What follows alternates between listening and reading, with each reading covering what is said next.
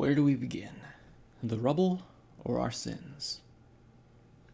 As it turns out, Prettius doesn't have the answer I was looking for, but I wasn't too sure himself on what friendship could be exactly defined as. He was more surprised by the question than anything, only stating that I was the closest thing he's had to a friend in several years. We both decided that, for now, friends was good enough terms to use, and proceeded with our merry way into the Badlands. We walked for the better part of a few hours without incident, or much small talk, but it was only when Pi started to sing random songs that I really regretted her coming along. "Welcome, welcome, welcome! A fine welcome to you!" She started to sing her song for the 14th time. "Welcome, welcome, welcome! I say, how do you do?" "Pi," I groaned, hoping she would get the idea and stop. "Please, not again." "Welcome, welcome, welcome! I say hip, hip, hooray!" She swirled across my vision. "Welcome, welcome, welcome to Ponyville today!" "Pi!" I screamed out. "Stop! Just please! Stop singing! For the last 20 minutes you've been singing that over and over and over, when we aren't anywhere near Ponyville, and there's not even any pony to welcome out here." "Well, I have to stay entertained somehow, and this time I wasn't singing for you." She harumphed and crossed her forehooves. "I was singing it for those inconspicuous dots on the horizon." Sure enough, there were a pair of pink blips on my EFS, lining up on two lumps on the horizon. "My map says they are where you're supposed to go for your contract." "All right then," I sighed, moving the clasp on the holster of my new revolver open. "Preet, I'm going to have to ask you to walk in front of me again." "And here I thought we said we were friends." He feigned a frown before taking his place ahead of me. "Do you really think they did shoot the pony who completed their contract?" "Just because they're Steel Rangers doesn't mean they won't actually pay me." I couldn't help but crack a smile. "That, and they probably won't be too happy that I want to buy the contract off them. They obviously want some bit of information you have, so once you give it to them, I'll pay them to take you off their hooves, and we can make our way back to Dodge."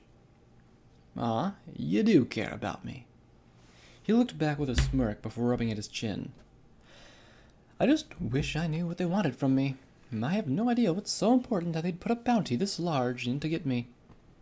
His muzzle drooped with a sigh. "Not to mention, who's to say they won't just shoot us after they get what they want?" "Well, there's only the two of them, and two of us, so there's a fair chance that maybe if I got the drop on them, we could walk away from this and only have killed one. Either if those two were wearing power armor, that plan would just end up with us dying horribly." "Maybe Iron Will can help." Pi bounced to my vision and smiled. Spinning around, I looked for any sign of the metal minotaur following us, dismayed when there was none. "You did remember to change his spark batteries, didn't you?" "What? Why wouldn't you have asked that when you were literally right there with me?" I face-hoofed hard when all she did was look at me like I was crazy. "You were blabbering on and on about care? How do you not remember this?" She turned my vision red and stomped. "It's not my fault that I'm inattentive." She let out a sniffle and displayed transition to blue. "I'm just programmed that way, is all. I'm sorry." "You said that you're an AI. Can't you just, I don't know, change yourself?" We were about halfway there, and I didn't want her talking. The Steel Rangers would kill me just for a toaster, so if she spoke up around them, I'd be a dead mare. "You know what? I don't care. I'm sorry, Pi, but I need you to be quiet until we're done with them." I grumbled and pulled out my pack of smokes. She whined and curled up in the corner, softly sobbing before fading away. I looked at Prettius and shook my head in frustration, feeling little comfort that the green display came back. Lighting up, the cigarette did help me relax a little, but it turned out to be all in vain. Even with as far off as the Rangers were, I could see that the emergency escape plan of just shooting them wasn't going to work. The lump that had been on my left glinted softly in the light of day, giving away the highly polished metal of a suit of power armor. If that wasn't enough, the right lump turned out to be the dark steel door of a bunker that blended into the short hills scattering about the lands. The other green blip sat behind it, and would probably not hesitate to call for any reinforcements that could chase us to the ends of the wasteland. Let's all hope this goes well. Prettiest mumbled to me when we were about 1,000 feet away. I, for one, didn't plan on dying today. There was a horrifying metallic screech as the bunker door opened slowly. The green blip behind it had revealed itself to be a crimson-robed unicorn mare. She wore a warm but nervous smile as she approached us, meeting us halfway. Howdy there. I'm assuming you're here to collect a bounty here on the stallion? She was way too upbeat and peppy for my tastes. Only a pony who hides away all snug and secure in a fortified bunker could ever sound like that. Well, with the exception of a few quirky ponies like Touchy-Feely. Well, I didn't walk here from Ponyville for nothing. I made sure to speak slowly, judging her reactions for any hint of if this was all going to go south or not. If it did, I could use all the forewarning I could get. Actually, I have a counter-proposal for you. You see, as it turns out... Whoa there! She waved her forehooves wildly and gave me an even bigger uneasy smile. You see, I don't quite have the authority to do that. I'm just an initiate. But I could take you to see Elder Chili Pepper if you'd like to discuss it with him. About that. I rolled my eyes in annoyance. Yes, I'll just wander into a bunker full of ponies who want nothing more than to take everything I own, then leave me for dead in the middle of the fucking desert. That sounds like a fairly good way to get myself killed. We'd love to. Prettiest cut me off as he swept up the perky mare's hoof with a charm I didn't know he had. I had to resist face hoofing, finding it hard with an epically bad as he had just made everything. Great! The peppy unicorn clapped her hooves together and ushered him towards the bunker. Just make sure to keep your hooves off your weapons and 100% visible for the duration of your stay. Follow me and don't wander from the path I lead you on. Don't touch anything without previous permission, and please avoid the use of curse words while you're inside. Got it. I grumbled and followed them back to the bunker door. The dark black eyes of the power armor stayed glued to me as I walked past. The pony inside tensing inside the powerful suit and standing tall. With my luck, there was no way going inside could end well for us. No fucking way at all. Once inside, we started to descend down a flight of stairs. Flight after flight. I found myself within whisper distance of Prettius. What the hell are you doing? Your plan wasn't going to work with the tin can stallion next to the door. He replied calmly. This was our only option. So, leading us to the bottom of a den of evil is your first thought?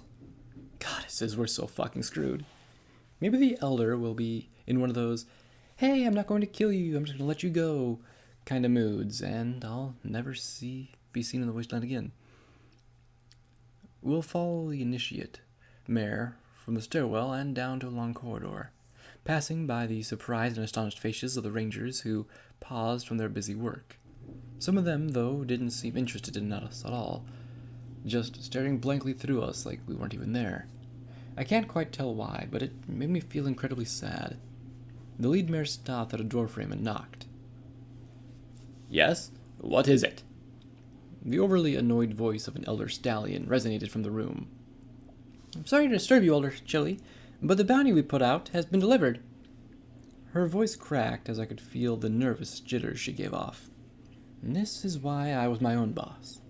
If there was some pony bigger and tougher than me, I could just shoot them if it came down to it. Working for some pony means I'd have to rely on the worst tactics in the wasteland. Diplomacy.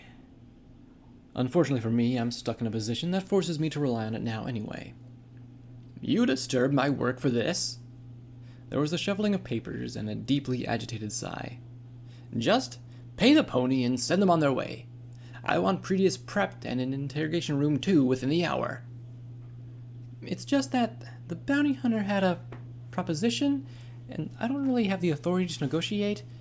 She shifted her weight and rubbed at her foreleg, becoming even more uneasy. So I have her here to speak to you?" "You brought an outsider into the bunker?" He shouted so intensely that I was fairly sure I saw the slate-gray walls tremble slightly. There was a squeal of wood sliding across concrete, and after a moment the dull red coat of an older stallion caught my eye. The old, piercing yellow eyes that studied me from behind a lightning green mane. His eyes held the look of some pony who was very strategy-oriented, studying my body language with vigor. "Initiate, I don't have time to deal with your insubordination right now. Send her in and leave us be." Yes, sir." The mare dropped her head and stepped out of the way. I looked at Pretius and found that he looked fairly apprehensive now about his choice to come down here. I didn't have much of a choice, though. We've committed to it now. Standing up straight, I strode into the room. As I entered, he shut the door behind me and latched it shut. He walked back to his desk and shuffled some papers into a pile as I took a seat on the comfy-looking pillow set in the center of the room. He gave me a token smile. "I apologize for that, but without a stern response from me, the young ones will never learn the importance of following our guidelines," he said with a sigh, while he scooted a pile of papers to the corner of his desk and hoofed open a drawer, pulling out a sack of jingling caps. "So, what was this proposal you wish to discuss?" "I know it may be unorthodox, but I've found that Pretius has a unique set of skills that complements working with me." I shifted a hoof at my satchel, pulling out another cigarette. "I know you only want some information from him, but I'd like to have him back after he tells you whatever you need." Lighting my smoke, I took in a deep breath. "I'm willing to pay if need be." The elder didn't say anything as he sat and looked at me, only waving a hoof to waft away the smoke that I blew from my muzzle. I really didn't want to pay the entire reward for his return, but if it came down to it, he just might be worth the investment in the long run. Either way, I'd require an answer from the old stallion, who seemed content to just sit there and stare at me. "No," he blurted out, not wasting any time to push the bag of caps towards me and point at the door. "I'm sorry, but I can't have him leave this facility with the knowledge he has." "Would you reconsider if I returned half the reward?" This is why I tend to avoid bargaining for things. I have no idea what this guy's motivations are, and I find it hard to believe Pretius knows anything significant enough that he'll never leave here again. "Not even if you offered the full reward." He sighed and stood up, walking to the door as he spoke. "I'm sorry, but my decision is final. Our business is done." My vision shifted to pink, and before I could react, Pi was talking. "If you're done with them, can I say hello now?" I face-hoofed hard as the elder froze mid-step, blinking and staring at the pip-buck on my leg. Fantastic. This day just couldn't possibly get any worse. "Hi, I'm Pi. What's your name, Mr. Wrinkly-Face?" Even with Pi talking, the elder shrugged the whole thing off and just calmly opened the door to the hallway. "I trust you can find your way back outside without too much of a hassle," he stated simply, walking back to his desk and paying me no mind. Grabbing the caps in my muzzle, I wanted to fight harder for my friend, but there really was little I could do. Stepping out of the door, I couldn't help but feel like I should at least do something else to convince him. If it weren't for the fact that he obviously didn't care for Pi, I'd offer for them to take a look at her and my pip-buck even. Standing here felt off. The door of the stairwell was now closed, and every pony who had been looking at me before seemed to be avoiding my gaze. There was a mechanical hiss that came from both sides of me, and two separate doors slid open to reveal a power-armored pony in each of them. I realized all too late what was happening, and as I tried to get my rifle out, I was sent airborne by a power-armored hoof kick. The kick had forced all the air from my lungs, leaving me helpless and on the floor as both armored ponies walked over and began to beat me up. I did what I could to defend myself, but with each crushing blow, I was reminded just how useless it all was. A crack from a bone here, a pop from a joint there, and the horrible sensation of internal bleeding became my world as I curled myself up as tightly as I could. When it stopped, I could only whine through the pain, barely able to catch my breath before I was shackled and literally dragged down the hallway after hallway, finally reaching from what I could tell was their armor and vehicle maintenance area. "This one needs a pip-buck removal." The stallion in the armor who had pulled me spoke up. There was a whirlwind of activity as I was stripped of every belonging I had before being set into a metal table and strapped down. My vision was growing hazy, and the pain from the swelling of what felt like my whole body distracted me from the tool in one of the unicorn's levitation. The only warning I had was the high-pitched whine it gave off, and the glint of a silver disc before the circular saw plunged into my leg. I had never screamed like that in my life. The sickening sound of my flesh being ripped apart made me want to throw up, but I couldn't. Only when the saw caught and jammed on my bone did I finally do so. I twerked and pulled at my half-severed leg as they yanked the tool, finally dislodging it with a meaty squelch. Wait! Please stop! Pi screamed through the pip-buck, the vision of her blue self flickering in my watery eyes. All I could do was cry and scream as the tool spun up again, the unforgivable blade plunging into the bone, slowly and ripping it apart. There was a sickening crunch as it finally bit all the way through, and the saw finished its job. Blood coated the table as the tool was traded in the unicorn's magic for my severed leg. No! She'll die without help! Pi screamed as she floated away. "Oh, you don't need to worry her, you little beauty," the stallion replied, wiping her down as my vision started to fade. "Now that you're safe with us, we'll have great fun figuring out how you work."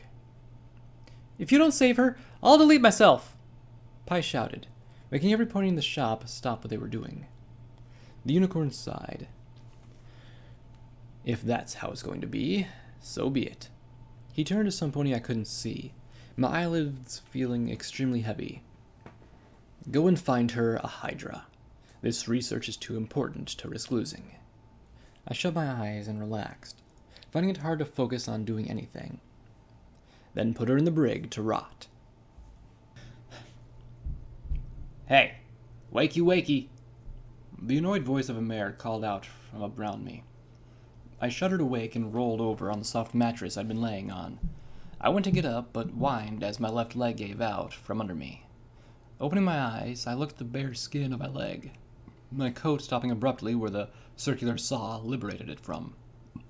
Around me were the slate-gray walls of a jail cell, with some short hallway extending from either side of the cell, while inside here was just a bunk bed and a toilet. Unlike the slave cage I was in last week, there was a little hope that I could gain an advantage over my captors. No, I was only left here to be forgotten. The only pony I could consider a friend I had betrayed, having taken Preed's trust in me and smashing it, not by fighting for him harder. I think it's actually the worst part about all this. Yeah, I never would have been able to walk out of here anyway, but at least I could have known that I did everything I could. "You just gonna sit there without saying anything, or are you thick in the head or something?" There was that voice again, but now I could tell it was coming from the bunk above me. "Not like you should need time to adjust in here. I mean, you've already seen all 3 walls of our spacious, gilded cage." What? There wasn't any way else I could think to respond to that. "So she does speak. Fantastic." A tangled mess of black mane drooped over the top bunk, followed by a heavily scarred-up face. From what I could tell, this pony was a mare, but her right eye, parts of both her ears, and half the section of her neck I could see looked like they had metal plates fastened to them. Her left eye must have also been replaced, because it looked like a normal yellow eye up until the fact that its pupil was a crosshair, not unlike the one adorning my flank. "Where?" I started to ask, only to find myself cut off by the loud mare. "In prison, about 3 hours. Yes, I've tried to get out. No, I don't know a way to get out. I've been here for 2 years, and you're a bitch." She ended her spontaneous interruption with a smile. "That about cover everything you were going to ask?" "Don't call me a bitch." I growled, trying to sit up. I could see my muscles straining to hold just a fraction of my weight, and goddesses did it hurt. "You don't tell me what I can and can't do. You're the bitch who came in smelling like cigarettes." She inhaled deeply, leaning towards me while simultaneously redefining my understanding of the word disgusting. I haven't had one since I got in here, and let me tell you, it sucks. She gave a soft laugh before pushing herself back onto her own bunk. Hope you don't mind going cold turkey. Don't worry, I'll find a way out. I'd really like to spend as little time in here as possible. So come on, brain, think your way out of here. We've been in tighter spots before, and at least this time there's no freezing fucking ghosts. Why, got a hot date you can't miss? She pressed back onto her cot, straining the old springs above me. Oh, that's another great thing about getting in here. Goddesses, I could use a good buck right now. She let out a sigh, slowly rolling over so her hair dripped down again. Hey, you wouldn't happen to want to... Fuck off! Not that I couldn't use it right now as well, seeing as it's been ages since I've gotten any good running. I just needed to keep my mind off of distractions so I could work some way out of here. It's not like I could be stuck in here for the rest of my life. Right? Don't worry, hon. You're not my type anyway. She chuckled and flopped back into her bunk. I pushed myself to get off from the bed, favoring my weak hoof as I wanted to get a look at the hallway. From what I could tell, the cell was in the center of quite a few, because off either side, the hallway ran further than I could make out. The only thing that stood out was the small, unused light sticking out from the wall just about 10 feet away. With no real ideas, maybe the best thing was to just go back to bed. What'd I tell you, hun? We're as good as forgotten down here. The annoying mare groaned and rolled over, dropping off of her bunk and onto her hooves. There was a loud clank as her left forehoof hit the concrete, the cybernetics inside giving a soft whine as she straightened herself out. What say you and I break out of this fucking place? She commented through an overdetermined look. I thought you said... I started to say, quickly finding my foul-tasting hoof in my mouth. Forget what I said, and let's start over. She quickly pulled her hoof from my muzzle and wiped it on her chest. My name's Tasteless Smoke, and we're going to get out of here. This mare is confusing. Whatever. Good enough for me. My name's Storm, by the way. I wasn't going to complain about the sudden change of heart, but I'm pretty sure 2 years alone does little to help a pony's sanity. What makes you think we can get out of here anyway now? Because there's 2 of us now. She rolled her neck as she spoke, getting a few loud pops out of it before moving on to her legs and her wings. You're a Pegasus? I should have thought before I spoke because I was coming off dumb again. Damn it, where's Preed when I need his wit? Oh yeah, most likely getting tortured upstairs. I've got metal plates all over my body and shit. And that's what you notice? My wings. She scoffed and rolled her eyes. Eye. Next, she'll be remarking about how I'm green, or that I've only got this one fucking eye. Has any pony told you that you're just such a joy to be around? I groaned and looked at the barred door. Since you're so quick on the smart-ass remarks, how about finding one to get out of here? You really are rearing to get that date, aren't you? She walked up to the door next to me, her muzzle curled into the most irritating of smiles. She put it back against the bars and held a leg out across her forehead. Oh, you know how much it hurts me to hear you say that I'm not good enough. Oh, woe is me. I sighed and gave her my best glare. Look, I get it. You're desperate for attention. The thing is, I've got a friend upstairs somewhere who needs my help. So if you're going to help me escape, fine. If not, stay the fuck out of my way. Whoa, got some claws on you, don't you? She leaned in closer than I'd liked. What I wouldn't give for my rifle right now, or even my revolver. It doesn't make me any less wrong, though, seeing as you have some pony upstairs waiting for you. Would you please... This time I was cut off myself, catching the quick flicker of that light in the hall now gave off. It was odd because lights that flashed like those used to be alarm signals, and that would only come in an emergency. She caught my look and forced me aside, looking just as puzzled as I did. Huh. Well, that's new. There was a resounding clang from both sides of our cells. The heavy steel door began retracting as both Tasteless and I didn't move a muscle. She finally broke the awkward silence. Oh, you're good. She laughed and trotted into the hallway. I don't know how, but you're a damned gift from the goddesses. Seeing as she wasn't ripped apart by gunfire in a much-needed act of irony, I followed her out of the cell. The hallway wasn't much longer than I thought it was, but did end down to my right with a heavy-looking steel door. A small terminal sat next to it, and I figured that even though I'm not good with things, it was the best place to start. The screen flashed pink a few times as I got closer, and I gave a small sigh of relief. I gave the keyboard a tap to bring up the screen, and I found Pi rendering herself on the index screen, in a maid's outfit. She leapt between each of the options with a duster, quickly erasing it before moving on to the next. Pi, what are you doing? It looks silly, but if there's a purpose behind it, I can forgive it.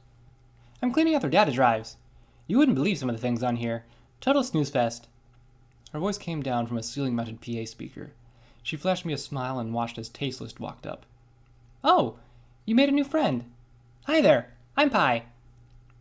Is this shit for real?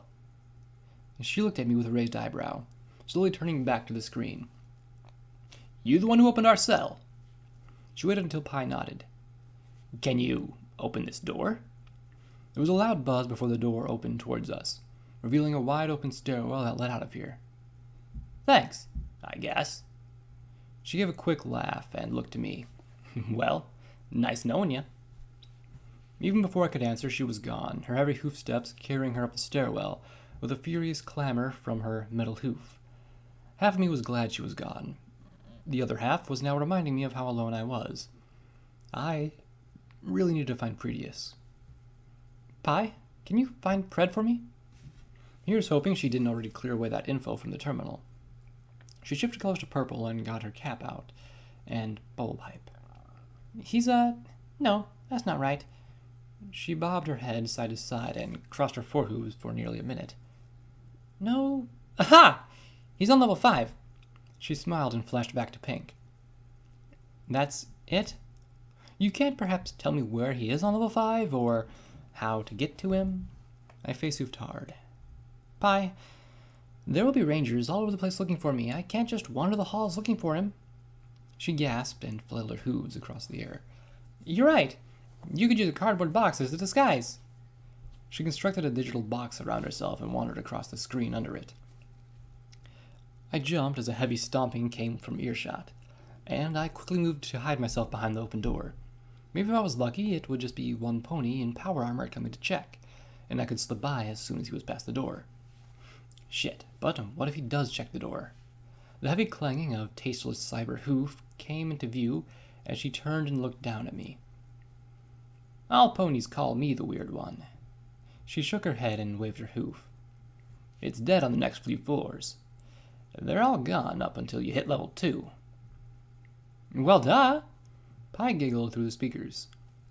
That's because I submitted a bunch of reports that said that there was a bunch of cyber ponies from Caledonia riding in from the south. They pretty much all left to hunt them down. Then why didn't you say that sooner? I shouted, pulling myself out from behind the door. Because the box idea is fun? She shrugged as I got back within view of her. And besides, most of the ponies at level 2 are working on me. There's only 3 armored ponies there anyway. Her image fuzzed for a second, and I had to cover my ears as a large burst of feedback came through the speakers. You might want to hurry, though. They're trying to access my base code for something. They're not bad at coding, but still good enough that they'll eventually get me opened up. 3 paladins? That's still enough to fuck us up. I put my hoof to my chin as a thought came to mind.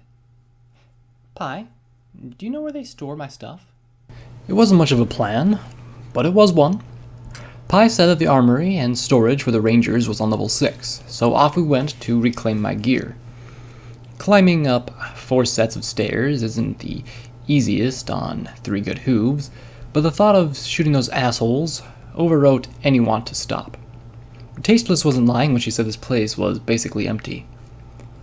We hadn't seen more than a scant few ponies working here, and they did their best to hide until we got past. And thankfully for us, Pi had unlocked all the doors, so all we had to do was stroll in and find our things. The great thing about the Rangers was that they seemed to be neat freaks. Everything had been labeled and filed away in a box before being stored on a shelf that had a number. The bad thing was that they had gathered a ton of stuff, and I had no idea where to start. This room had 3 sections, each with 10 sets of shelves. Good thing for Tasteless, as she had a good way of going about it. "Fuck the Rangers!" she yelled, and bucked out at one of the shelves, causing it to stutter. All the old metal shelves sheared from their supports and dumped each box onto the floor, their contents scattering every which way as I kept my eyes open for anything familiar. Ahem.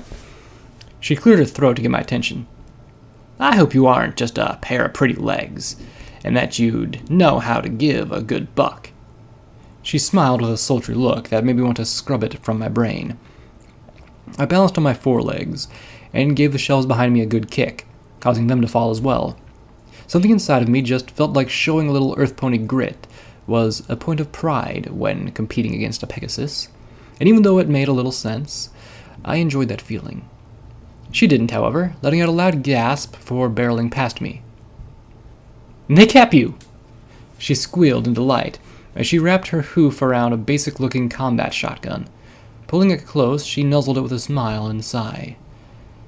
"Never again will they molest you, my sweet gun." Moving on, I hobbled down the first line of shelves, bucking them down as I lined them up. In looking over the epic-scale pile of gear, I quickly found a familiar-looking sight sticking out of place. The walnut stock of my lever action was a sight for sore eyes, sticking out from the various other weapons that ranged from small 22s to large belt-fed machine guns, all of which were useless without the ammo. But I had a feeling it had to be around here somewhere. I picked up my gun and got it slung over myself, glancing around for my revolver. It took me a while, as digging through as many guns as there were to take out, it takes some doing, but I finally found it. Getting it strapped around myself as well, I could finally relax a bit. Looking around, I cringed as Tasteless bucked and took out another set of shelves. This time it was various armors and clothings that spilled into the floor.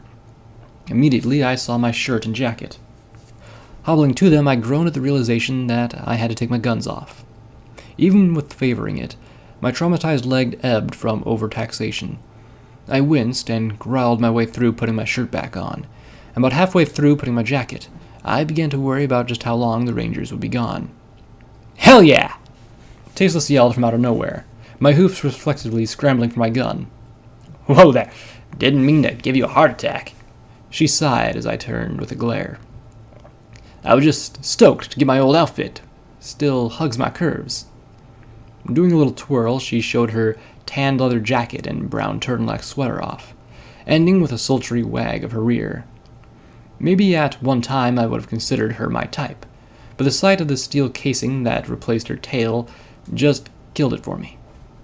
Though staring at her flank had done some good, seeing as just under her I spotted a few different set of saddlebags. Walking up to it, I took one and opened it up, finding that it still had some assorted junk in it. Dumping it all out, I made my way back to the pile of guns on the floor and started choosing some of the better-looking ones out, stuffing them into the bags for selling later. Pred's contract might be a total loss, but there isn't any reason I can't still have the ability to make some caps off of coming down here. "I love the way you think." Tessa spoke up as she slung her shotgun around herself, picking up a pair of bags in her wings. "There's got to be a box full of ammo around here somewhere as well." As she walked by, I stopped her with a hoof. I maneuvered my hoof through the strap of my satchel under my wing and tugged it free. "Hey, what gives?" "This one's mine," I responded, hooking it over my head. "Fine, whatever. Let's just snatch their ammo and blow this joint." Tasteless replied simply, and got to kick more of the shelves over. Between the piles of toasters, radios, and other junk, I wasn't sure if she had found any shelf that had it. The last shelf she did kick, though, made the most incredible sound in the world. Like heavenly little chimes, dozens of shells spilled out of their neatly packed away boxes, rolling across the floor as both Tasteless and I know we had struck gold. After quickly scooping up as much 44 ammo as I could, I started to shove random boxes anywhere they would fit. Soon my new saddlebags, my satchel, even my jacket pockets were all stuffed with hundreds of various types of ammo. Now we needed to find Prius and Pi before we could get the hell out of here. Doing my best to keep the pace as we moved through the dull metal halls in search of a stairwell up, I kept falling behind due to my leg. Tasteless looked annoyed every time she had to slow down for me, but no pony was asking her to full sit me. I don't even know why she came back to warn me. Not that I don't appreciate it, but I hate it when ponies do nice things for me. They always want something in return. Ha! Found the stairs! Tasteless sang from the corner ahead. There was a terminal by the doorway, with a waving form of Pi on it. It simply sighed and hoped for some good news for once. "Sis, I need to talk to you!" Her voice screeched over the entire level intercom system. I walked over as the ringing her voice left me with cleared from my ears. "I found where they're holding Proteus. He's here." The screen switched to an overlay of level 5, a dotted line running from the stairwell to almost the entirely other side of the level. "I'm sorry, but they did a number on him while you were napping." "Is he all right?" What if he wasn't fast enough? What if the entire time I spent greedily stuffing my bags with the ranger's goods, he's been there dying on the floor? What kind of friend does that make me? She reappeared on the map as her blue self. "He's suffering from some kind of physical ailment. I've never seen anything like it." She spoke softly. "Come on, then," I shouted back to Tasteless as I bolted for the stairs. I don't know if it was fear, anger, or shame that pushed me to get to him, but the halls around me became a blur. I ran on instinct, blasting through a few rangers who were unfortunate enough to get in my way. I'd never felt so empowered before, so driven to act the very thought of letting him down was just a fantasy.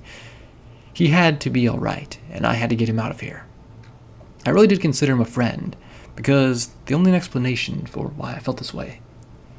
Finding myself in front of the door Proteus was supposedly behind, I didn't even stop to think about my action. Planting both forward hooves on the floor, I bucked back hard, kicking in the door hard enough to bend it inward, unlatching it and swinging it open. There, laying in a puddle of black ichor, was a very surprised-looking unicorn ghoul. I stood there in disbelief, wondering what turn I had taken wrong, or if this was only the interrogation rooms out of a few. "Storm, you came for me." The ghoul spoke up softly, his gray eyes staring at me with the faintest of tears. The way he looked at me, the emotion in his eyes, was the only thing that told me that this nearly all-black ghoul was Proteus. Just me entering the room, I could see it in him. This was the unbiased response I needed to know just how he thought of me. Celebrations for friendship could come later, though, after we got the fuck out of this place. "What did they do to you?" I forced myself to speak, quickly walking over to him. There were various open wounds on him. His red mane, with black streaks, had become mostly black, with a few strands of red.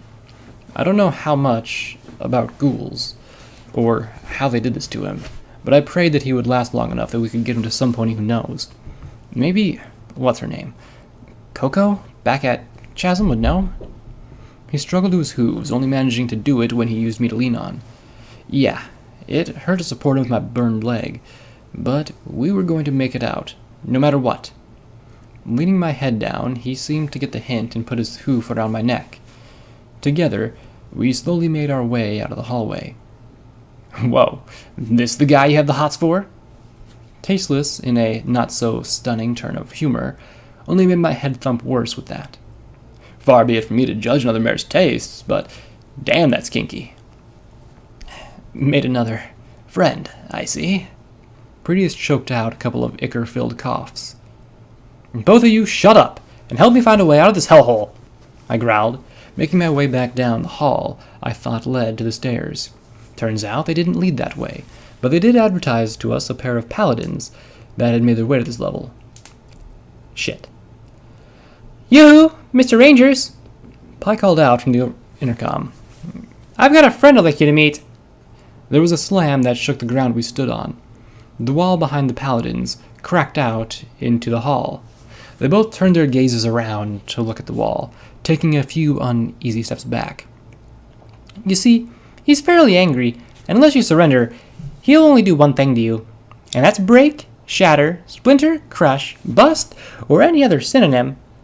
Pi stopped speaking just long enough for Ironwood to break through the concrete wall, sending the rebar reinforcement along his body as he forced his way through it. The Rangers opened fire with the miniguns strapped to their sides, which was the wrong answer. Iron Will! Smash! With that, his bright blue eyes shifted to red, and the two paladins were in a full-fledged retreat. Iron Will stomped down the halls after them as bits of rubble trailed behind. A loud, bellowing bovine roar came from him as he disappeared from sight. Through the wall he came in, I could see the stairs leading up. It may have taken him a few hours to catch up, but damn was he worth bringing along. Sis, all the technicians have left, and I'll be transferring myself back to your pitbuck here shortly, she said with a slow tone, making me dread what came after she paused. Also, you may want to hurry. Seems like some pony got a message out, and all the other paladins are on their way back. Come on, then. Let's get moving, sweet cheeks. Tasteless shouted as she galloped past me. I ain't spent another 2 years down there, even with you. I couldn't argue with that, pulling Prettiest tightly to myself and pushing us forward. The climb was exhausting but necessary, each step of the way reinforcing the need to survive. I don't go through all this shit just to die now. The crashes and stutters that came from the levels below made me smile. The fact that Iron Will was getting some wall-needed payback nestled in my mind right between getting a good night's sleep and having the last raider in a band fall to a well-aimed shot. Pulling Pre to myself up the final few steps to level 2 was grueling, but when we had done it, I panted with a smile. He returned it to the best of his abilities and nudged himself off of me. Thanks for saving my flank down there, but I think I can walk on my own now. He winced as he put all of his strength and weight back into his own legs, remaining fairly stable. Now, let's go find Pi, shall we? I nodded as we made our way forward, cautiously scoping out each room for more paladins as we went. They were all absent from here as well, which went against what Pi had told us. It made me feel all kinds of uncomfortable for the fact that the ones left behind had all seemingly gotten up and left. Well, that or vanished without a trace into the air. We walked into a room full of computer banks and other arcanotech gizmos. Tasteless went around sticking her nose into each and every one of them for some reason, and Prettiest simply strode beside me and walked along the rows of flickering lights and electric humming. I stopped when I found the dusty, beaten-up pip-buck that I had been given to me as a gift. The display on it powered on all by itself before flickering to pink. I slid my leg under it as Prettiest's magic lifted it up, clipping the tube closed around my hairless leg with a snap. Lines of green code flooded my vision as each of the display's segments came up. When they had all appeared, a small pink filly popped up and shifted all to match her, giving a small sigh as she sprawled a small couch under her. It's good to be home. She smiled and put her hoofs out behind her head. Thanks for breaking me out. Without her help, I would have broken down. Everything's fine and dandy now, but I came close to spending the rest of my life locked away. Even now, I'm not getting ahead of myself. Heading right back there if we, don't get out quick. The heavy metal stomps of Iron Will told us that he was done with his business downstairs. Can you have Iron Will work his magic up ahead? He's the only hulking, bullet-resistant mountain of awesome who can take on the Rangers, and I'd rather not lose this leg again today. Done and done, Pi chimed up, but I recommend staying close. Once we get outside, we'll probably have to stay in front of him to avoid getting shot in the flank. Even from where we were, I heard the telltale hiss of Iron Will's pistons as he charged ahead. The whole room shook as what sounded like an explosion rocked us all off our hooves. Fucking Rangers and their big guns! Tasteless snarled as she hoofed her mane from her face. Don't worry, Iron Will's tougher than that. Prettiest rolled his eyes as we all stared out of the room. I mean, he was built as tough as a tank. Hell, he basically took a vertebuck to the horns and was fine. Something's wrong. I can't see him. Where'd he go? Pi spoke slowly. He's not pinging my software, Storm. The screen turned blue when she curled up. I'm worried about him. We've never been apart this long. Then let's go check on him, I sighed. I couldn't avoid the feeling in my gut, but he was one tough-ass robot. I'd be hard-pressed to believe that even the Rangers could take him out that easily. Rounding the corner, I stopped dead in my tracks as the door ahead of us sat twisted on its hinges, still glowing from whatever the hell had hit it. Smoke poured out of a room as all three of us slowly crept up, Tasteless used her metal hoof to push what was left of the door out of our way, revealing a room with no less than a dozen or so brightly burning flames. It was hard to see with all the thick smoke, but the thing that made me nervous the most was the perfect silence of the room. Stepping forward ahead of the others, I stopped when I stepped my hoof against something, looking down with a louder than necessary curse. I had kicked my hoof into the half-twisted lump of metal that was once Iron Will's head. The tip of the one remaining horn still glowed red-hot as his dark mechanical eye lay blasted open, smoking from that and several other holes in his head case. No, Pi cried softly, pushing herself into the corner of my vision. you can't be gone. We were going to see the world, you and I. Hostiles! Put down your weapons and surrender yourselves immediately. The booming, staticky voice of a ranger in power armor called out from up ahead. You fucking killed him! Pi screamed out in pain. That was just it. It was pain in her voice.